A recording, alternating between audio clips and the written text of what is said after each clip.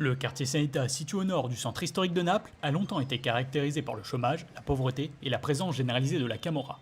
Aujourd'hui, il a changé de visage et est devenu une destination touristique. Une transformation rendue possible par la requalification du patrimoine religieux et les actions de la coopérative sociale La Paranza. Serena Napolitano en fait partie et nous explique comment le quartier s'est transformé. Le quartier Rione Sanita a complètement changé grâce au tourisme et au bouche à oreille, car il y a 20 ans, le quartier était à éviter et personne n'y venait jamais à cause de sa réputation dangereuse.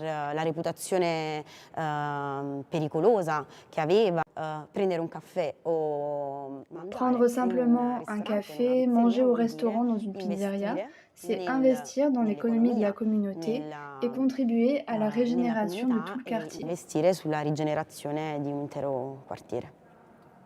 La Paranza se sert des donations privées et des fonds générés par les tickets des visites des catacombes pour rénover les bâtiments du quartier. Elle met aussi en place des activités qui profitent aux habitants. Il existe des cours de musique avec l'Orchestre symphonique Sanita Ensemble. Il existe des cours de boxe dans la nouvelle salle du quartier, des centres éducatifs pour les activités périscolaires de l'après-midi et des crèches gratuites pour tous les enfants du quartier.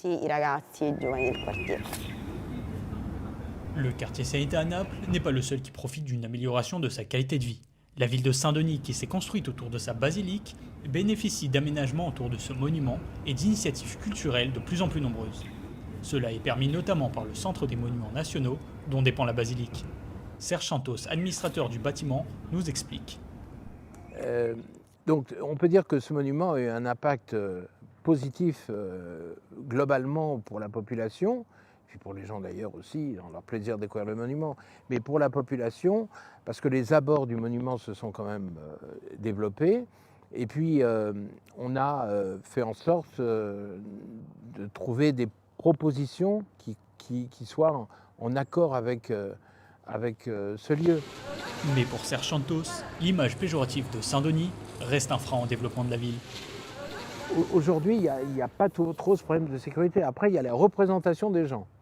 Alors ça, c'est une autre question. Et donc, c'est justement toutes ces actions, en particulier la reconstruction de la flèche, qui pourra peu à peu, et puis les actions politiques dans l'ensemble du territoire, qui peu à peu pourront faire changer l'image du lieu. Si la basilique est un pôle d'attractivité pour Saint-Denis, la ville devrait continuer à se développer grâce à la construction du village et de la piscine olympique. Ces infrastructures qui seront dans un premier temps réservées aux athlètes seront par la suite mises à disposition des habitants.